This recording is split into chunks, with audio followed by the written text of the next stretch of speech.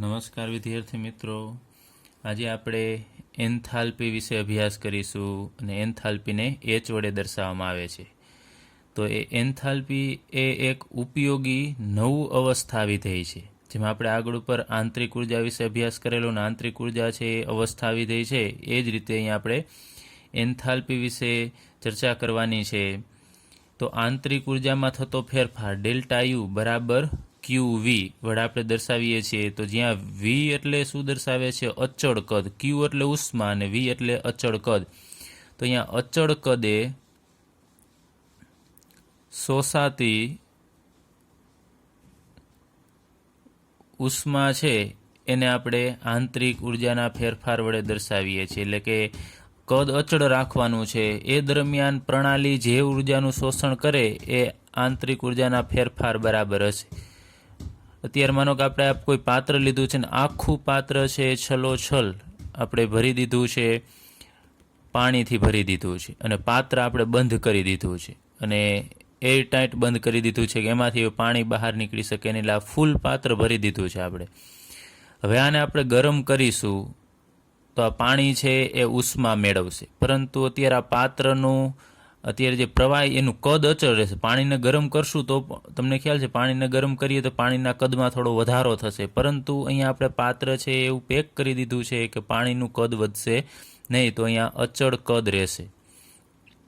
અહીંયા અચળ કદ રાખી અને આપણે જે ઉષ્મા આપીશું તો એ ઉષ્મા કેટલી હશે? તો આંતરિક ઉર્જામાં થતા ફેરફાર જેટલી હશે, એટલે કે ડેલ્ટા યુ બરાબર ક્યુ વી. પરંતુ મોટા ભાગની જે રાસાયણિક પ્રક્રિયા છે ને અચળ કદે નથી કરવામાં આવતી, કારણ કે આ રીતે બંધ ફ્લાસ્ક હોય ને એમાં નથી કરવામાં આવતી. ખુલ્લા ફ્લાસ્કમાં કરવામાં આવે છે અથવા ખુલ્લા બીકરની અંદર કરવામાં આવે છે. માનો કે આ ફ્લાસ્ક છે, ફ્લાસ્કની અંદર એમનેમ ફ્લાસ્ક ખુલ્લો રાખશો તો એ રીતે આમાં કોઈ પણ પ્રક્રિયા કરતા હોય ને એને આપણે ગરમ કરતા હોઈએ છીએ તો કંઈ કદ અચળ રહેવાનું નથી, કેમ કે પાત્ર ખુલ્લું છે અને અહીંયા જગ્યા છે તો એનું કદ વધશે. તો અત્યારે પાત્ર ખુલ્લું છે તો આજુબાજુ વાતાવરણ છે, તો વાતાવરણનું દબાણ તો અચળ હશે. વાતાવરણનું દબાણ છે જનરલી આપણે એક એટમોસ્ફિયર કહીએ છીએ, તો એક એટમોસ્ફિયર છે એ દબાણ અચળ રહેશે. એ આપણે એને કદાચ ગરમ કરીએ કે ન કરીએ આના ઉપર લાગતું દબાણ છે એ ફિક્સ રહેશે. એક એટમોસ્ફિયર જે અચળ હોય છે. તો આપણે નવું અવસ્થા વિધેય છે એની જરૂર પડશે કે જે અચળ દબાણે કાર્ય કરતું હોય. અચળ કદનો બહુ કાંઈ ખાસ અર્થ નથી, કારણ કે મોટાભાગની પ્રક્રિયા છે એ ખુલ્લા પાત્રમાં થતી હોય છે. ખુલ્લા પાત્રમાં અચળ કદ લાગુ પડતું નથી, ખુલ્લા પાત્રમાં અચળ દબાણ લાગુ પડે છે. તો આપણે એક નવું અવસ્થા વિધેય છે મેળવવાનું છે. તો આપણે આગળ ઉપર એક આ સૂત્રનો અભ્યાસ કરી ગયા હતા. Delta U is equal two Q plus W, એટલે કે આ ઉષ્માગતિશાસ્ત્રના પ્રથમ નિયમનું સૂત્ર છે કે જ્યાં ક્યુ છે એ ઉષ્મા છે અને ડબલ્યુ છે એ થયેલું કાર્ય છે. તો આને આપણે સમીકરણ 1 કહી દઈએ. હવે અહીંયા ક્યુ છે એ માનો કે આપણે આ જો ક્યુ વી દર્શાવીએ એનો મતલબ એવો થશે કે અચળ કદે આપણે એને ઉષ્મા આપીએ છીએ, પરંતુ હવે આપણે વાત કરવી છે અચળ દબાણે.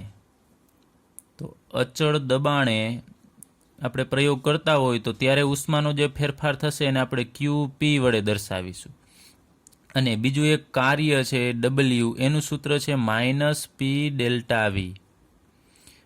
કાર્યનું આ સૂત્ર યાદ રાખજો. W is equal to minus P delta V. P એટલે કે દબાણ અને ડેલ્ટા વી એટલે કદમાં થતો ફેરફાર.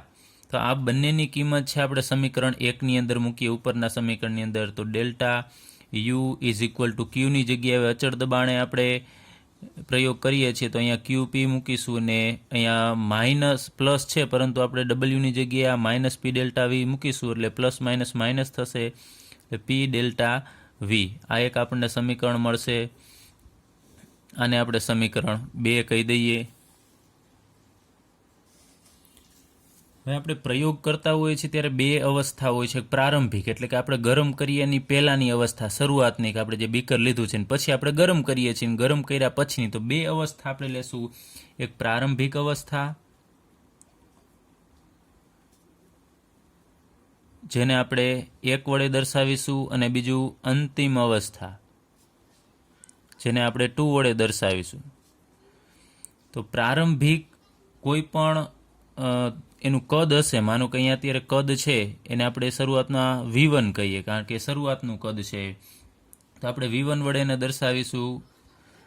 એ જ રીતે એનું જે એની આંતરિક ઉર્જા હશે ત્યારે શરૂઆતમાં એને આપણે U1 વડે દર્શાવીશું. તો અહીંયા U1.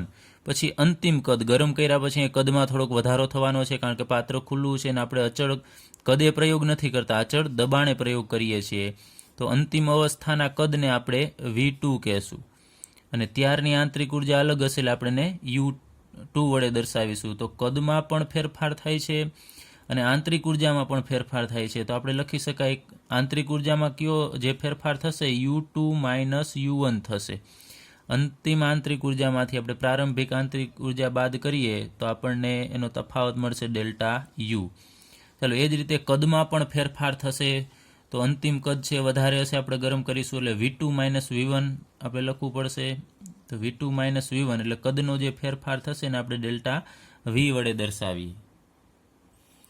હવે આ બંને વેલ્યુ છે એને આપણે સમીકરણ 2 ની અંદર મૂકવાની છે. આની અંદર મૂકીએ તો ડેલ્ટા U છે એની જગ્યાએ આપણે શું મૂકીશું? U2 - U1. એટલે અહીંયા આપણે ડાયરેક્ટ મૂકીએ છીએ U2 - U1 બરાબર અહીંયા QP એમનેમ રાખીશું, પછી માઇનસ P પણ એમનેમ રાખીશું, અને ડેલ્ટા V છે, ડેલ્ટા Vની જગ્યાએ આપણે V2 - V1 મૂકીશું. હવે આનું આપણે સાદુરૂપ આપીએ. અહીંયા U2 - U1 ને આપણે એમનેમ રાખીએ, અહીંયા QP પણ એમનેમ રાખીએ. હવે આ બંનેનો ગુણાકાર કરીએ એટલે PV2, પછી માઇનસ માઇનસ પ્લસ એટલે Pનો V1 સાથેનો ગુણાકાર થશે PV1. હવે આપણે સૂત્ર છે એ QP બરાબર બનાવવાનું છે, તો આ બધાને આપણે આ બાજુ આવવા દઈએ, પરંતુ હું ડાયરેક્ટલી જ અહીંયા QP લખું છું ડાબી બાજુ, તો આને આપણે આ બાજુ જવા દેશું એટલે U2. હવે આ માઇનસ છે, અહીંયા તમે જુઓ છો આ માઇનસ PV, હું ડાયરેક્ટલી પદ પણ ગોઠવી નાખું છું કે 2 વાળા પદને બાજુમાં રાખવાના છે ને 1 એટલે કે પ્રારંભિક અવસ્થાવાળાને બાજુમાં રાખીશું. તો U2 ની બાજુમાં આપણે આ PV2 મૂકવાનું છે, પરંતુ આ બાજુ જશે એટલે એ પ્લસ થશે, પ્લસ PV2. પછી અહીંયા માઇનસ U1 છે, પછી આ બાજુ એ અહીંયા પ્લસ PV1 છે, ડાબી બાજુ જશે એટલે માઇનસ PV1 થશે. હવે અહીંયા બે અલગ અલગ પરિસ્થિતિ છે, અંતિમ અને પ્રારંભિક. તો U2 પ્લસ PV2 ને આપણે એમનેમ રાખીએ. અહીંયા બંનેમાં માઇનસ છે તો આપણે માઇનસ કોમન કાઢી નાખીએ, એટલે કે -1 કોમન કાઢીએ તો પાછળ અહીંયા આ U1 છે એ પ્લસ થશે, અને માઇનસ છે અહીંયા PV1 એ પણ પ્લસ થશે. આ કેના બરાબર છે? QP બરાબર.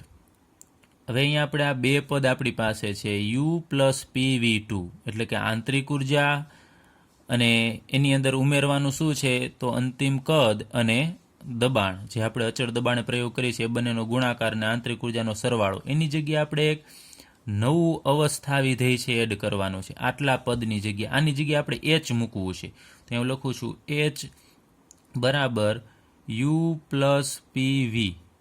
ચલો, માત્ર આપણે 1 2 અત્યારે કાઢી નાખીએ છીએ કે આની જગ્યાએ આપણે H મૂકવો છે, એટલે U પ્લસ PV બરાબર H થશે. તો અહીંયા આપણે 2 મૂકીએ પોઝિશન, અહીંયા 2, તો અહીંયા 2 મૂકીએ તો અહીંયા આપણે H2 લખીશું. એ જ રીતે અહીંયા U1, જો અહીંયા 1 1 મૂકવામાં આવે તો H1 બરાબર U1 પ્લસ PV1 થશે. તો આ બંને હવે આપણે અહીંયા મૂકવાનું છે, ટૂંકમાં આની જગ્યાએ આપણે H2 મૂકીશું અને આની જગ્યાએ H1 મૂકીશું. આપણને નવું સમીકરણ મળશે QP બરાબર અહીંયા H2 અને અહીંયા માઇનસ H1. જેમાં આપણે અહીંયા આગળ ઉપર U2 minus U1, V2 minus V1, એ જ રીતે અહીંયા H2 માઇનસ H1 છે. તો એનો જે તફાવત છે ને આપણે ડેલ્ટા V અને ડેલ્ટા U કહીએ છીએ, એ જ રીતે અહીંયા આપણે H2 માઇનસ H1 એટલે એન્થાલ્પીનો ફેરફાર છે. તો આપણે લખી શકાય અહીંયા QP બરાબર ડેલ્ટા H. તો અહીંયા H શું છે? H બરાબર એન્થાલ્પી છે, કે જે નવું અવસ્થા વિધેય છે. તો આ સૂત્રને આપણે આમ પણ લખી શકાય ડેલ્ટા H બરાબર QP. ચલો, આ શું દર્શાવે છે? અહીંયા P એટલે દબાણ છે અને Q એટલે ઉષ્મા. તો અચળ દબાણે જે ઉષ્માનો ફેરફાર થાય છે એ કેના જેટલો હશે? એન્થાલ્પીમાં થતા ફેરફાર જેટલો હશે. અહીંયા આપણે લખીએ અચળ દબાણે પ્રણાલી વડે શોષાયેલ ઉષ્મા એટલે એન્થાલ્પીનો ફેરફાર. અહીંયા યાદ રાખજો QP, અહીંયા નાના અક્ષરે નીચે P લખેલું એટલે અચળ સૂચવતું હોય છે કે અચળ દબાણે ઉષ્માનો ફેરફાર. તો આપણે ખુલ્લું પાત્ર રાખીને ગરમ કરતા હોઈએ છીએ તો વાતાવરણનું દબાણ તો ફિક્સ જ રહેશે, કંઈ ગરમ કરીએ છીએ તો કંઈ દબાણમાં ફેરફાર થતો નથી. તો અહીંયા આપણે ફરીથી લખીએ, અહીંયા H એટલે એન્થાલ્પી બરાબર U પ્લસ PV થશે. તો આપણે બે અવસ્થા અહીંયા દર્શાવેલી જ છે, પ્રારંભિક અને અંતિમ અવસ્થા. તો જ્યારે બે જુદી જુદી અવસ્થાને લાગુ પાડવામાં આવે ત્યારે H છે અલગ અલગ છે, તો આપણે ડેલ્ટા H અહીંયા લખીશું. પ્રારંભિક ને અંતિમ બે અવસ્થા હોય ત્યારે તો અહીંયા જેમાં ફેરફાર થતો હોય ને એની આગળ ડેલ્ટા આપણે લખીશું. જેમ કે H2 માઇનસ H1 એની જગ્યાએ આપણે શું મૂકીએ છીએ? Delta H. તો અહીંયા આપણે લખીએ ડેલ્ટા H બરાબર, આને પણ ડેલ્ટા લાગુ પડે કારણ કે આંતરિક ઉર્જામાં પણ ફેરફાર થતો હોય છે, પ્લસ અહીંયા P. હવે P છે એ અચળ, અત્યારે આપણે ચાલો એને પણ ફેરફાર લાગુ પાડીએ અહીંયા આખા પદને, PV. હવે અહીંયા ડેલ્ટા છે આ બંનેને લાગે. ખાસ જોજો આ શું છે, આપણે બીજું કાંઈ નથી કરેલું, બધાની બે અવસ્થા લીધી છે, U2 માઇનસ U1 ને V2 માઇનસ V1, એની જગ્યાએ આપણે આ ડેલ્ટા મૂકેલું છે. હવે આ પ્રયોગ છે એ અચળ દબાણે થાય છે, એટલે કે P છે એ અચળ છે તો એમાં કોઈ પણ પ્રકારનો ફેરફાર થશે નહીં. તો P ને ડેલ્ટા ન લાગે તો અહીંયા આપણે લખીએ ડેલ્ટા H બરાબર ડેલ્ટા U પ્લસ P ને આપણે બહાર કાઢી લેવો પડે ને ડેલ્ટા માત્ર કેને લાગશે? V ને. ડેલ્ટા એને જ લાગશે કે જેમાં ફેરફાર થતો એમાં, કારણ કે અચળ દબાણ છે તો P ની આગળ ડેલ્ટા ન લખી શકાય કારણ કે એના દબાણમાં તો કોઈ પણ પ્રકારનો ફેરફાર થતો નથી. તો ડેલ્ટા H, આ એક નવું સૂત્ર મળે છે, delta H is equal to delta U plus P delta V. આને આપણે સમીકરણ 3 કહીએ. તો આ સૂત્ર યાદ રાખજો, દાખલો ગણવા માટે આની ખાસ જરૂર પડશે. હવે આ સૂત્ર છે ને આપણે ફરીથી એના ઉપરથી જોઈએ કે delta H is equal two QP, એટલે કે આ ઉષ્મા છે. તો બે પ્રકારની પ્રક્રિયા હોય છે, ઉષ્મા શોષક અને ઉષ્મા ક્ષેપક. તો ઉષ્મા ક્ષેપક એટલે કે પ્રક્રિયા દરમિયાન ઉષ્મા છે બહાર નીકળતી હોય છે, મુક્ત થતી હોય છે. તો ઉષ્મા ક્ષેપક પ્રક્રિયા માટે ડેલ્ટા H નું મૂલ્ય છે એ હંમેશા ઋણ હોય છે. યાદ રાખવાનું છે ખાસ, આ ઉષ્મા ક્ષેપક પ્રક્રિયા દરમિયાન જો ઉષ્મા મુક્ત થતી હોય તો ડેલ્ટા H નું મૂલ્ય આપણને ઋણ મળશે. અને ઉષ્મા શોષક પ્રક્રિયા હોય એટલે કે આપણે પ્રક્રિયા દરમિયાન એને ઉષ્મા આપવી પડતી હોય અને ઉષ્માનું શોષણ કરતી હોય તો ડેલ્ટા H નું મૂલ્ય છે એ આપણને ધન મળે. એટલે એના કોઈ પણ મૂલ્ય હોય, માનો કે આ રીતે માઇનસ 200 કિલો જૂલ પ્રતિ મોલ હોય, ધન હોય તો પ્લસ આમ 250 કિલો જૂલ પ્રતિ મોલ એનો એકમ છે. તો આ રીતે નેગેટિવ ને પોઝિટિવ મૂલ્ય ઉપરથી તમને એટલો ખ્યાલ આવી જવો જોઈએ કે માઇનસ મૂલ્ય હોયનો મતલબ કે ઉર્જા મુક્ત થતી હોય છે, એટલે કે ઉષ્મા ક્ષેપક પ્રકારની પ્રક્રિયા છે. પ્લસ હોય તો એ ઉષ્માનું શોષણ કરતું હોય છે પ્રક્રિયા અથવા પ્રક્રિયક છે, તો એનું મૂલ્ય છે એ પ્લસ આવશે. ચલો આપણે આગળ ઉપર અભ્યાસ કરી ગયા છીએ કે જ્યારે અચળ કદ હોય એટલે કે ડેલ્ટા V, કદમાં થતો ફેરફાર શૂન્ય, તો આપણે એને કહી શકાય કે અચળ કદ. તો અચળ કદે આંતરિક ઉર્જાનો જે ફેરફાર છે ડેલ્ટા U એને આપણે QV વડે દર્શાવીએ છીએ. QV એટલે અહીંયા V સ્મોલ આપણે નીચે લખેલું છે, એનો મતલબ કે અચળ કદે ઉષ્માનો ફેરફાર છે એ આંતરિક ઉર્જાના ફેરફાર જેટલો થશે. તો અહીંયા આપણે આ સમીકરણ 3 છે એની અંદર આપણે કિંમત મૂકીએ ડેલ્ટા V બરાબર 0. તો આપણે લખી શકાય delta H is equal to delta U plus અહીંયા P, અને ડેલ્ટા Vની જગ્યાએ આપણે 0 મૂકીએ તો અહીંયા P ગુણ્યા 0 એટલે આખું પદ 0 થશે. તો delta H is equal to delta U થશે. અહીંયા આ આખું પદ 0 થશે એટલે માત્ર અહીંયા ડેલ્ટા U વધશે.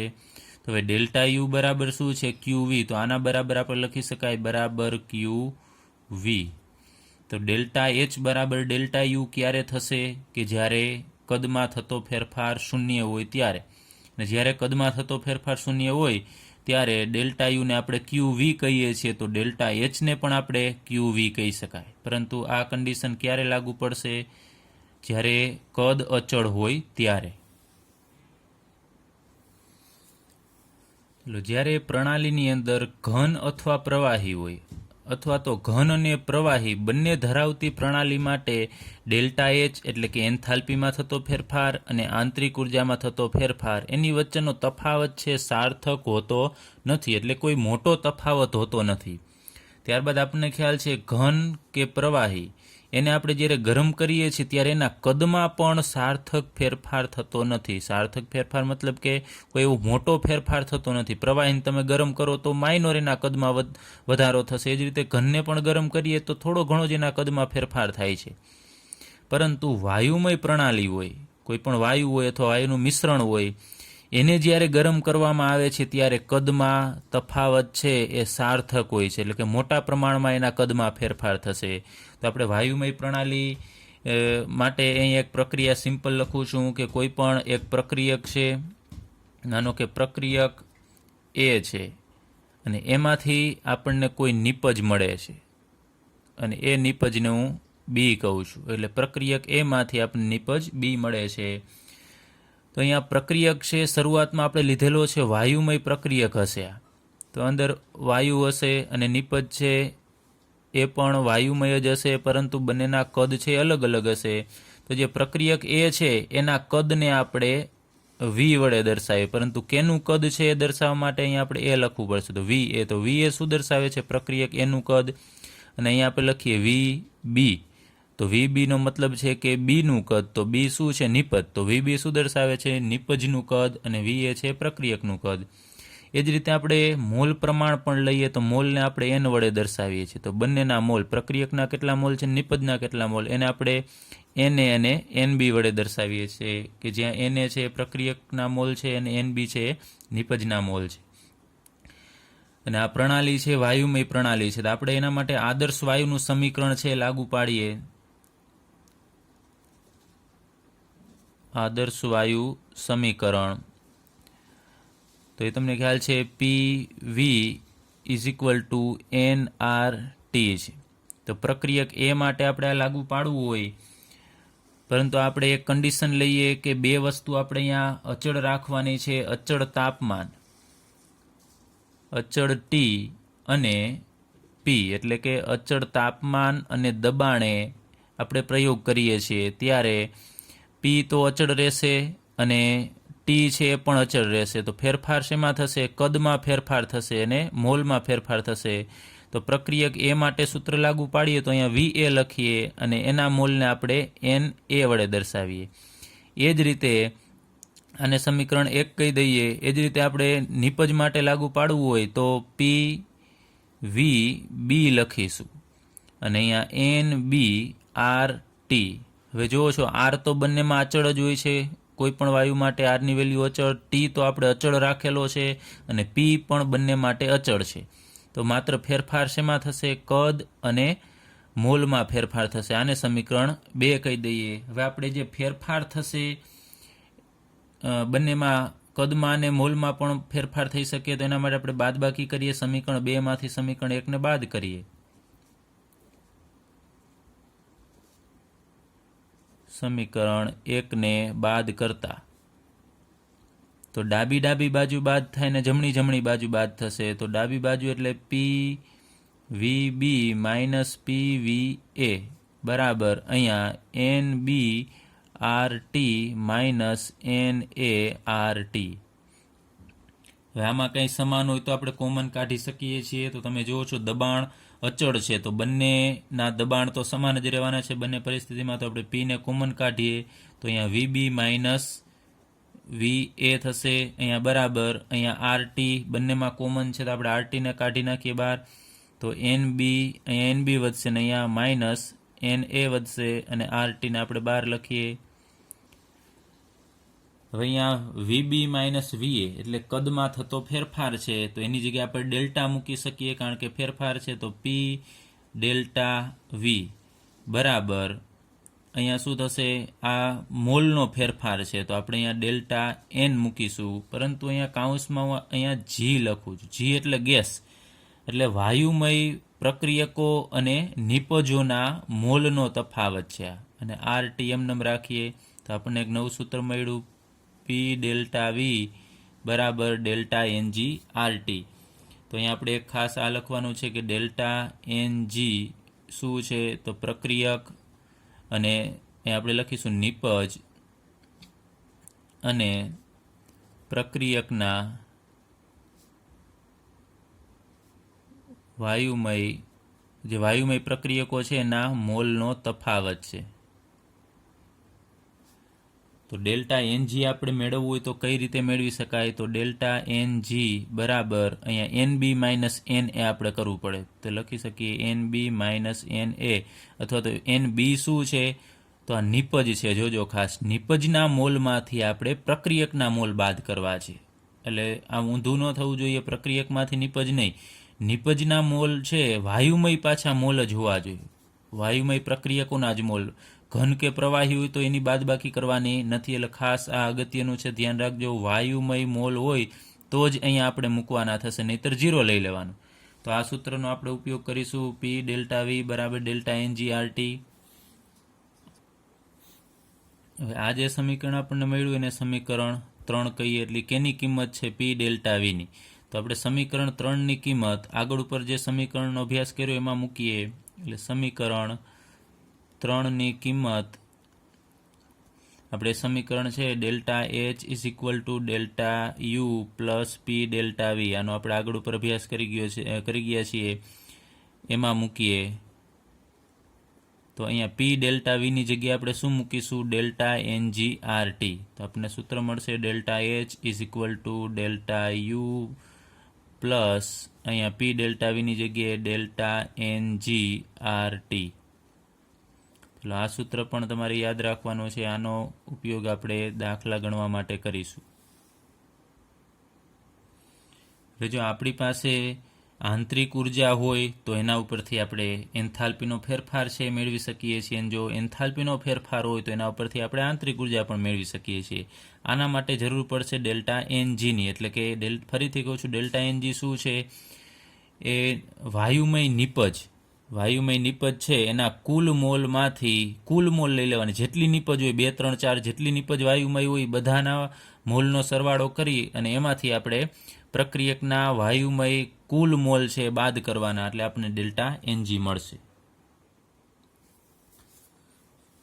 હવે પાઠ્યપુસ્તકનો કોયડો 6.5 ગણીએ, જેની રકમ છે કે પાણીની બાષ્પ છે સંપૂર્ણ વાયુ છે એમ આપણે ધારવાનું છે, અને 1 મોલ પાણીનો 1 બાર દબાણે અને 100 ડિગ્રી સેલ્સિયસ તાપમાને મોલર એન્થાલ્પી ફેરફાર એટલે કે ડેલ્ટા એચ નું મૂલ્ય આપણને આપેલું છે 41 કિલો જૂલ પ્રતિ મોલ.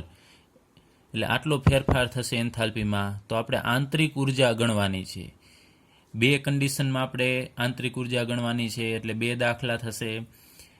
એમાં પહેલું કે જ્યારે 1 મોલ પાણીને 1 બાર દબાણે અને 100 ડિગ્રી સેલ્સિયસ તાપમાને બાષ્પમાં ફેરવવામાં આવે ત્યારે આંતરિક ઉર્જાનો ફેરફાર ગણવાનો છે. તો આપણે આ સૂત્રની મદદથી જ આંતરિક ઉર્જાનો ફેરફાર છે ગણીશું. એમાં ડેલ્ટા યુ છે એ આપણે મેળવવાનું છે, ડેલ્ટા એચ તો આપણને આપી દીધું છે, તો ડેલ્ટા એનજીની જરૂર પડશે. એટલે કે નિપજ અને પ્રક્રિયક બંનેના વાયુમય મોલનો આપણે તફાવત લેવાનો છે. આરની વેલ્યુ તો આપણી પાસે હોય તે અત્યારે હું લખી નાખું છું. આરની વેલ્યુ છે એ અહીંયા આપણે જૂલમાં લેશું, કેમ કે આગળ ઉપર બારવાળા એકમ હતા એ નહીં, અહીંયા જૂલમાં આપેલું છે આપણને એન્થાલ્પી, તો આપણે જૂલવાળો એકમ લેશું. 8.3 જૂલ પ્રતિ કેલ્વિન પ્રતિ મોલ. હવે અહીંયા જૂલ છે અને આપણને રકમમાં અહીંયા ડેલ્ટા એચનું મૂલ્ય કિલો જૂલમાં છે, તો એ ન ચાલે. બંનેના એકમ સમાન હોવા જોઈએ, કારણ કે આપણે બાદબાકી કરવાની થશે ત્યારે સમાન એકમવાળાની બાદબાકી કરવાની. જૂલ હોય તો કાં અહીંયા જૂલ કરી નાખવાનું, તો અહીંયા કિલો જૂલ રાખવું હોય તો આ જગ્યાએ કિલો જૂલ. તો આપણે જૂલને કિલો જૂલમાં ફેરવવું હોય તો 1000 વડે ભાગવું પડે, અથવા તો આપણે એને 10 ની ઉપર -3 ઘાત વડે ગુણવું પડશે. તો હવે કિલો જૂલ પ્રતિ મોલ થશે, કિલો જૂલ પ્રતિ કેલ્વિન પ્રતિ મોલ થશે. અને ટી તાપમાન કેટલું છે તો અહીંયા 100 ડિગ્રી સેલ્સિયસ છે, અને આપણે કેલ્વિનમાં ફેરવવું તો આની અંદર 273 ઉમેરી દેવાના, એટલે 373 કેલ્વિન તાપમાન થશે. હવે આપણે પ્રક્રિયા લખીએ 1 મોલ પાણી, તો આપણે લખીએ H2O, એની આગળ અહીંયા એકડો હોય લખો ન તો પણ તમને ખ્યાલ આવી જાય કે અહીંયા 1 મોલ જ છે, એ પાણી છે એટલે લિક્વિડ ફોર્મમાં હશે, તો પ્રવાહી છે. અને એમાંથી આપણે આ 1 બાર દબાણે 100 ડિગ્રી સેલ્સિયસ તાપમાનની બાષ્પમાં એને કન્વર્ટ કરીએ છીએ, તો H2O અહીંયા આપણે ગેસ અવસ્થા લખીશું, એટલે અહીંયા એની બાષ્પ બની જાય છે. હવે આપણે આ સૂત્રમાં જરૂર પડે છે ડેલ્ટા NGની. તેવું સૂત્ર હું ફરીથી અહીં લખતો નથી, ઉપર લખેલું છે, એટલે ડેલ્ટા NG માટે આપણે શું લખીશું કે નિપજના વાયુમય કુલ મોલ છે એમાંથી આપણે પ્રક્રિયકના વાયુમય મોલ બાદ કરવાના છે. તો અહીંયા હું NP લખું છું, એટલે પ્રોડક્ટ, એટલે કે નિપજ થાય. P ઇંગ્લિશમાં નિપજને પ્રોડક્ટ કહેવામાં આવે, એટલે NP માઇનસ NR. R એટલે રિએક્ટન્ટ, પ્રક્રિયકને રિએક્ટન્ટ કહેવાય, એટલે એના ઉપરથી R. તો તમારે યાદ રાખવાનું, નિપજને P વડે દર્શાવીએ છીએ અને પ્રક્રિયકને R વડે. તો અહીંયા આપણે વાયુમય મોલ લેવાના છે. તો અહીંયા પ્રક્રિયકના વાયુમય મોલ કેટલા થશે, તો અહીંયા 1 મોલ પાણી છે, તો અહીંયા આપણે 1 લખીશું, માઇનસ અહીંયા નિપજના 1 મોલ, અને પ્રક્રિયકના વાયુમય મોલ છે જ નહીં, કારણ કે પ્રક્રિયક તરીકે કોઈ વાયુ છે જ નહીં, પ્રવાહી છે, તો અહીંયા આપણે 0 મૂકવું પડશે. આ એક યાદ રાખજો. શા માટે NR, પ્રક્રિયકના મોલ અહીંયા આપણે 0 લીધા છે, કારણ કે વાયુ હોવા જોઈએ, વાયુ તો છે નહીં, તો આપણે 0 લઈ લેવાનું. તો NP માઇનસ NRની વેલ્યુ આપણને 1 મળશે, એટલે કે ડેલ્ટા NGની વેલ્યુ 1 મળે છે. એને હવે આપણે આ સમીકરણની અંદર મૂકીએ. ડેલ્ટા U છે એને આપણે કરતા બનાવી નાખીએ, તો ડેલ્ટા U બરાબર આ ડેલ્ટા NGRT આ બાજુ જશે, એટલે delta H minus delta NGRT. એટલે ડેલ્ટા Hની વેલ્યુ આપણી પાસે છે 41 કિલો જૂલ પ્રતિ મોલ, હું લખતો નથી અહીંયા, માઇનસ ડેલ્ટા NGની વેલ્યુ અહીંયા 1 છે, એટલે 1 ગુણ્યા અહીંયા આરની વેલ્યુ આપણે કિલો જૂલવાળી જ મૂકવાની થશે, 8.3 ગુણ્યા 10 ઉપર માઇનસ 3 ઘાત કિલો જૂલ પ્રતિ કેલ્વિન પ્રતિ મોલ, એને ગુણ્યા તાપમાન છે 373. ચલો આનું પહેલાં સાદુરૂપ આપીએ. તો અહીંયા આપણે 41 ના 41 એમને રાખીશું, માઇનસ અહીંયા આનું સાદુરૂપ થશે 3095.9, પણ પછી આપણે 10 પર -3 ઘાત છે એ આપણે કાઢી નાખવી, 3 પોઈન્ટ આપણે ડાબી બાજુએ ખસવું પડે, તો આપણને અહીંયા મળશે ફાઇનલી 3.0 અને 96. હવે આપણે આની બાદબાકી કરી નાખીએ, 41માંથી આ બાદ કરીએ, તો આનો જવાબ આપણને મળે છે 37.904, અને એકમ આવશે કયો, અહીંયા જે છે કિલો જૂલ પ્રતિ મોલ. બાકી બધું અહીંયા કેલ્વિન છે, આની અંદર કેલ્વિન છે, એ બધું કેન્સલ થશે અહીંયા, એ આપણે દર્શાવેલું નથી. તો આંતરિક ઉર્જા આપણને મળે છે 37.904 કિલો જૂલ પ્રતિ મોલ. હવે આપણે આંતરિક ઉર્જાનો ફેરફાર ગણીએ. 1 મોલ પાણીને બરફમાં પરિવર્તિત કરવામાં આવે છે ત્યારે ડેલ્ટા U કેટલો થશે, તો અહીંયા આપણી પાસે પાણી H2O લિક્વિડ ફોર્મમાં છે, એમાંથી આપણે બરફમાં એટલે કે સોલિડ અવસ્થામાં લઈ જવાનું છે, H2O સોલિડ. તો આ પ્રવાહી છે અને આ ઘન અવસ્થા છે, બંનેના 1 મોલ છે. હવે આપણે ડેલ્ટા NG બે રીતે અહીંયા દાખલો ગણી શકાય આપણે બે સૂત્રની મદદથી. એક તો આપણે ઉપર જે સૂત્ર ભણી ગયા એ મુજબ જ delta H is equal two, અથવા તો ડાયરેક્ટલી આપણે ડેલ્ટા U છે એને કરતા બનાવીએ, તો delta U is equal to delta H minus delta NGRT. અહીંયા ડેલ્ટા NG છે એ આપણે મેળવવાનું થશે, તો અહીંયા આપણે લખીએ ડેલ્ટા NG એટલે નિપજના વાયુમય મોલ છે એમાંથી આપણે પ્રક્રિયકના બાદ કરવાના છે, એટલે NP માઇનસ NR. હવે અહીંયા વાયુમય છે જ નહીં, તમે જુઓ છો આ ઘન છે, તો અહીંયા વાયુમય નિપજ જ નથી, તો એનો મોલ અહીંયા 0 આવશે, માઇનસ અહીંયા પ્રક્રિયકમાં પણ કોઈ વાયુમય પ્રક્રિયક નથી, એટલે અહીંયા 0. તો અહીંયા ડેલ્ટા NGનું મૂલ્ય આપણને 0 મળશે. તો અહીંયા 0 મૂકશો તમે તો આખું પદ છે એ આ 0 થશે. હવે હું લખતો નથી, તમને ખ્યાલ આવી જશે. ડેલ્ટા U બરાબર ડેલ્ટા H થશે. આપણે આને અવગણી શકીએ છીએ, તો ડેલ્ટા U બરાબર ડેલ્ટા H થશે. તો આપણે લખી શકાય કે ડેલ્ટા U કેટલું હશે, તો ડેલ્ટા H જેટલું. ડેલ્ટા H આપણે રકમમાં આપેલું છે 41 કિલો જૂલ પ્રતિ મોલ. અને બીજી રીતે આપણે કરવું હોય તો પણ લખી શકાય કે ડેલ્ટા, આપણી પાસે સૂત્ર છે delta H is equal to delta U plus P delta V. તો અહીંયા પ્રવાહીમાંથી જ્યારે પાણી ઘન અવસ્થામાં આવશે ત્યારે કદમાં થતો ફેરફાર છે લગભગ શૂન્ય હોય, આપણે અવગણી શકાય કે કદમાં ખાસ ફેરફાર થતો નથી.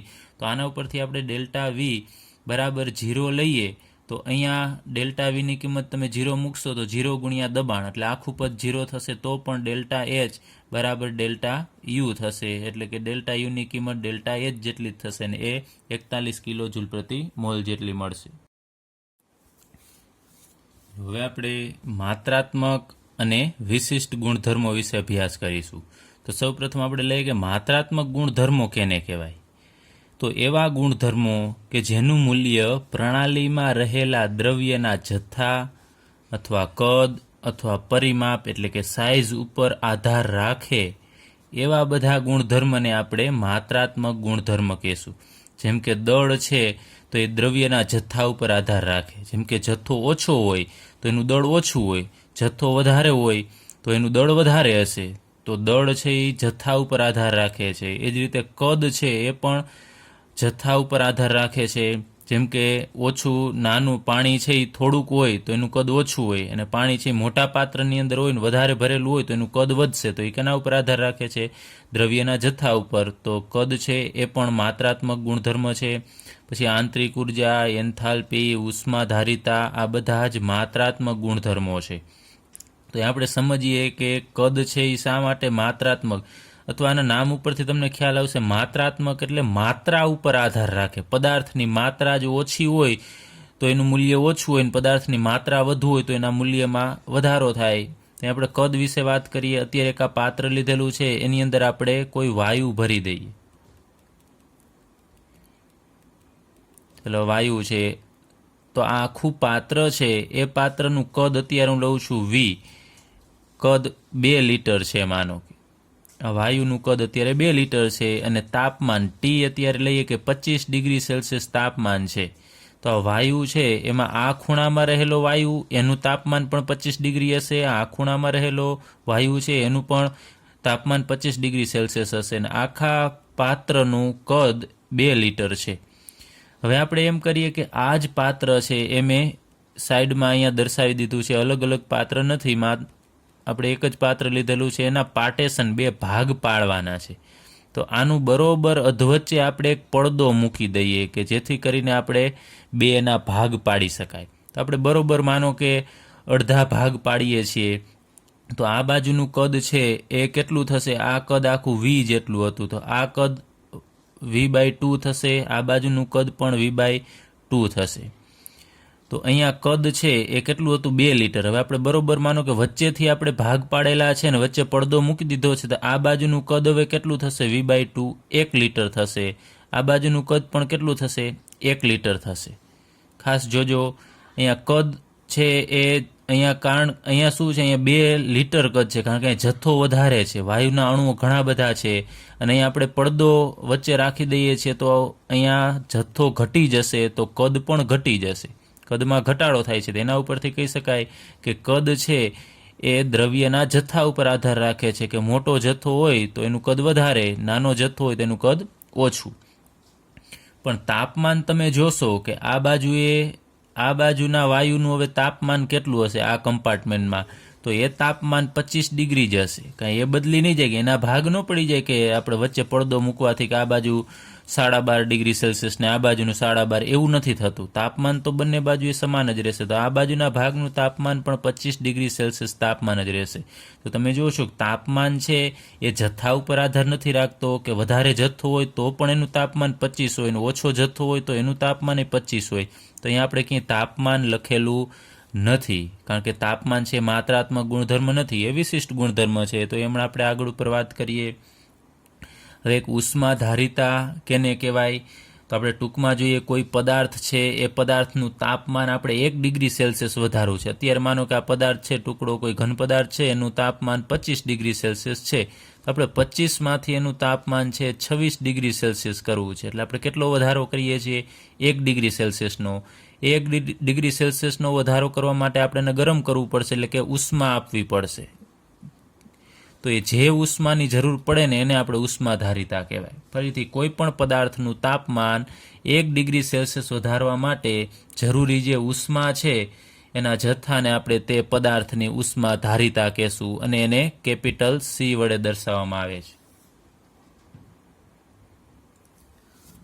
ત્યારબાદ વિશિષ્ટ ગુણધર્મો વિશે અભ્યાસ કરીએ તો કેને વિશિષ્ટ ગુણધર્મો કહેવાય? તો જે ગુણધર્મો પ્રણાલીમાં રહેલા દ્રવ્યના જથ્થા, કદ કે પરિમાપ પર આધાર રાખતા નથી. એ જથ્થા ઉપર આધાર ન રાખે, કદ ઉપર આધાર ન રાખે એવા બધા જ ગુણધર્મોને આપણે વિશિષ્ટ ગુણધર્મો કહેશું. જેમ કે તાપમાન છે એ જથ્થા ઉપર આધાર ન રાખે. અહીંયા આપણે લીધું કે 2 લીટર જેટલો વાયુ હતો તો એનું તાપમાન 25 ડિગ્રી સેલ્સિયસ હતું ને આપણે વચ્ચે આમ પાર્ટેશન પડદો રાખી દઈએ છીએ તો પણ એનું તાપમાન તો એટલું જ રહેશે. તો એ જથ્થા ઉપર આધાર રાખતો નથી. માનો કે આપણે બીજું એક ઉદાહરણ લઈએ તાપમાન માટે જ. આપણી પાસે 25 ડિગ્રી સેલ્સિયસ તાપમાન ધરાવતું પાણી છે. તો અહીંયા આપણે અત્યારે થોડુંક પાણી લીધું છે. માનો કે અહીંયા આપણે 500 ml 1 લીટર પાણી છે. અત્યારે પાત્ર માનો કે મોટું છે, 1 લીટર પાણી છે કે જેનું ટેમ્પરેચર 25 ડિગ્રી સેલ્સિયસ તાપમાન છે અને આપણે એની અંદર હવે બીજું પાણી એડ કરવું છે કે એ જે પાણી એડ કરીએ છીએ ને એ પાણીનું તાપમાન પણ 25 ડિગ્રી સેલ્સિયસ તાપમાન હોય. તો 1 લીટર છે, પછી આપણે એની અંદર ફરીથી બીજું 2 લીટર પાણી એડ કરીએ તો ટોટલ પાણી છે એ કેટલું થશે? 3 લીટર થશે. તો 3 લીટર પાણી છે તો હવે એનું તાપમાન કેટલું હશે? તો અહીંયા 25 ડિગ્રી પહેલાં હતું અને બીજું એડ કરીએ છીએ એનું તાપમાન પણ 25 ડિગ્રી છે. તો અહીંયા જથ્થો વધી ગયો, તમે જુઓ છો 1 લીટરમાંથી 3 લીટર જથ્થો થશે પરંતુ કાંઈ તાપમાનમાં ફેરફાર થશે નહીં. આ બધાનું તાપમાન છે એ 25 ડિગ્રી સેલ્સિયસ જ રહેશે. તો તાપમાન છે એ દ્રવ્યના જથ્થા ઉપર આધાર રાખતો નથી. એ જ રીતે ઘનતા, તો ઘનતા છે એ પણ જથ્થા ઉપર આધાર ન રાખે. માનો કે આપણે લઈએ પાણી છે તો પાણીની ઘનતા 1 હોય. તો અહીંયા આપણે પાણી લીધેલું છે, માનો કે આ 3 લીટર પાણી છે તો આ પાણીની ઘનતા D બરાબર 1 ગ્રામ પર ml હોય. પછી તમે કદાચ 250 ml પાણી લેશો, 250 ml થોડું પાણી લેશો તો એ પાણીની ઘનતા પણ એટલી જ હશે, 1 ગ્રામ પર ml અથવા તો સેન્ટીમીટર ક્યુબ. તો અહીંયા ઘનતા છે એ પણ કાંઈ જથ્થા ઉપર આધાર નથી રાખતો. એ જ રીતે દબાણ છે એ પણ જથ્થા ઉપર આધાર રાખતો નથી. તો આ બધા ગુણધર્મોને આપણે વિશિષ્ટ ગુણધર્મો કહેશું. ચાલો હવે આપણે એક મોલર ગુણધર્મ વિશે અભ્યાસ કરીએ.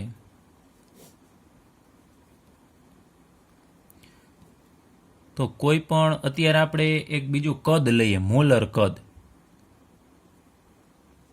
તો કદને આપણે V વડે દર્શાવીએ છીએ અને મોલર છે એટલે આપણે અહીંયા સ્મોલ m મૂકી દઈએ તો Vm એટલે મોલર કદ. તો મોલર કદ માટે શું કરવાનું? જે કદ હોય એ કેટલા મોલનું છે એ છેદમાં મૂકવાના આપણે. માનો કે અહીંયા આપણે લીધેલું છે કે આ 2 લીટર કદ છે તો અહીંયા જે વાયુ હશે એના અમુક મોલ હશે. એ કેટલા મોલનું કદ 2 લીટર છે આપણે છેદમાં મૂકવાનું. તો એને આપણે એનું મોલર કદ કહેશું. એટલે મોલર કદ માટે Vm બરાબર V/N. N શું દર્શાવે છે? જે તે પદાર્થ કે વાયુ જે હોય એના મોલ. એ જ રીતે આપણે ઉષ્માધારિતા લઈએ. અહીંયા આગળ ઉપર આપણે વાત કરેલી ઉષ્માધારિતા, તો મોલર ઉષ્માધારિતા એને આપણે Cm વડે દર્શાવીએ તો ઉપર C રાખવાનો અને છેદમાં આપણે N. હવે જો આપણે 1 મોલ વાયુ કે કોઈ પ્રવાહી હોય એનું આપણે કદ જોઈતું હોય છેદમાં તમારે 1 મૂકી દેવાનું તો Vm બરાબર શું થશે? માત્ર V થશે. પછી જો 2 મોલ હોય તો પછી મોલર કદ છે બદલશે. એટલે એ રીતે અહીંયા છેદમાં જે તે પદાર્થો એના મોલ મૂકવાના થશે. તો જનરલ આપણે મોલર ગુણધર્મનું સૂત્ર લખવું હોય તો આપણે આ રીતે લખી શકાય કે ગુણધર્મને અત્યારે આપણે આમે x વડે દર્શાવીએ અને અહીંયા m એટલે આ મોલર ગુણધર્મ દર્શાવે છે. પછી જે તે ગુણધર્મ હોય એના છેદમાં આપણે m મૂકીએ છીએ તો અહીંયા આપણે લખી શકીએ x ના છેદમાં અહીંયા n. તો આને આપણે મોલર ગુણધર્મ. તો અહીંયા x ની જગ્યાએ શું હોઈ શકે? આ કદ છે અથવા તો ઉષ્માધારિતા છે અથવા દળ છે એ હોઈ શકે.